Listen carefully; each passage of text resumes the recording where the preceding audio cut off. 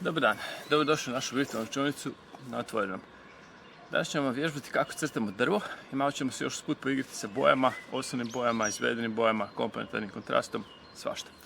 U jednoj prijašnjih lekcija smo crtali drvo i prvo smo pokazali kako crtež drva ne bi u biti trebao izgledati. Znači ne bi trebao izgledati kao trupac u koji smo usadili stare antene za TV.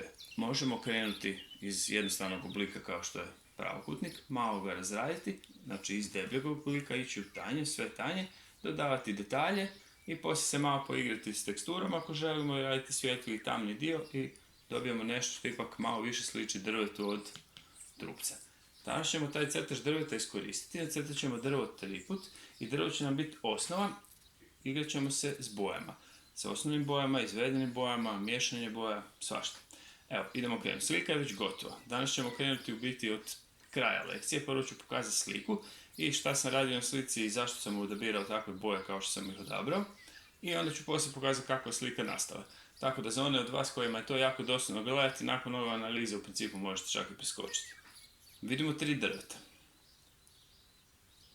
U sredini je drvo koje ima žuto stablo. Pored njega je drvo s stablom i korijenom koje je crveno i pored je drvo koje je plavo. Zašto te 3 boje? Te 3 boje su osnovne boje, iz njih možemo dobiti sve druge boje. Žutu sam stavio u sredinu, zašto mi se činilo da će nam dati ravnotežu, jer je žuta najsvjetlija od živih boja, pa mi se činilo ako stavim žutu recimo na lijevu ili na desnu stranu da će malo oduzeti od te ravnoteže, jer slika ako pogledamo ovako dijeljeno na pola, otprilike zrcalno simetrično, znači ono što je na jednoj strani je preslikano na drugu. Kažem otprilike, znači nije potpuno isto. Što se tiče krošnji, koristio sam izvedene boje. Izvedene boje su boje koje dobijamo miješanjem dvije osnovne boje.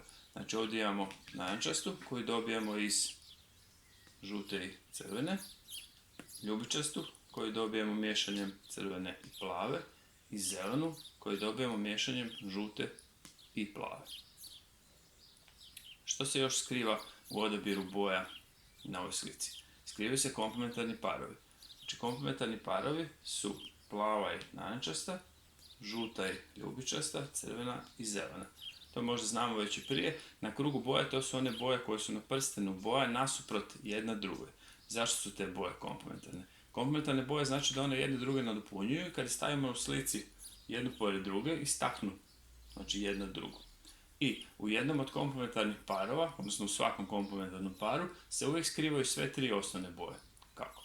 Evo recimo, crvena je osnovna boja, a u zelenoj su skrivene, koristimo i za miješanje, žuta i plava. Znači imamo sve 3 osnovne boje.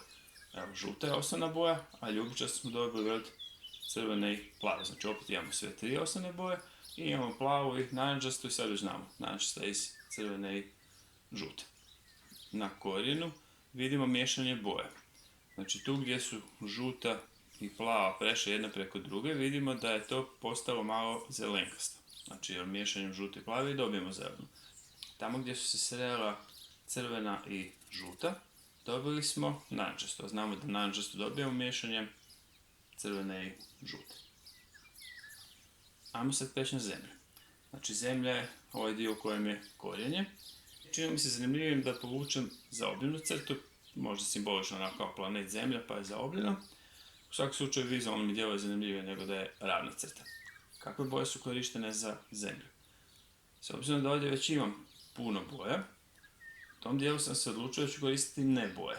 U likovnom smislu ne boje su crna i bijela, odnosno s obzirom da radim s vodenim bojicama, u ovom slučaju sam koristio u biti samo crnu. Prvo sam s većim kistom prošao sa malo razređenom crnom i dobio sam sivkaste i onda sam sa kistom koji je malo tanji prošao sa malo gušćom bojom. Dobio sam u biti malo raspona, znači dobio sam u biti puno nijansi sive i dobio sam različite poteze koji čine tu površinu puno zanimljivijom nego da sam sve onako bojao jednako.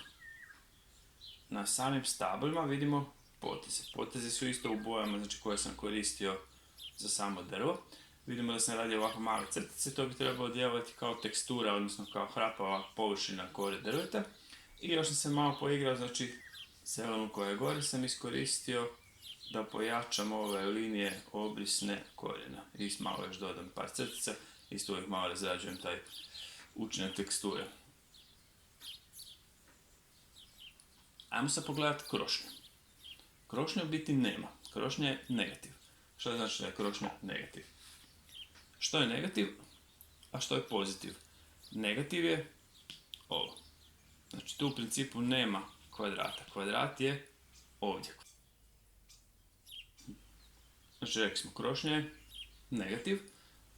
Obulj krošnje smo u biti dobili s tim što sam obojao sve okolo. Znači to bi trebalo biti nebo. S tim da ovaj dio u biti, vidimo ovo kao M, može proći kao kraj, ali kao neka brda, onako linija brda u daljini. I tu sam zato koristio te boje koje su zelenkaste i malo ta zelenkasta koja prelazi na žutu zelenu. Znači rekli smo krošnja u negativu, ali evo ima par detalja, znači čini mi se ipak zanimljivo je malo živjeti tu površinu sitnim potezima. Znači povukao sam puno tih sitnih poteza, a koristio sam i dalje komplementarni par boja koje sam odabrao za jedno drvo.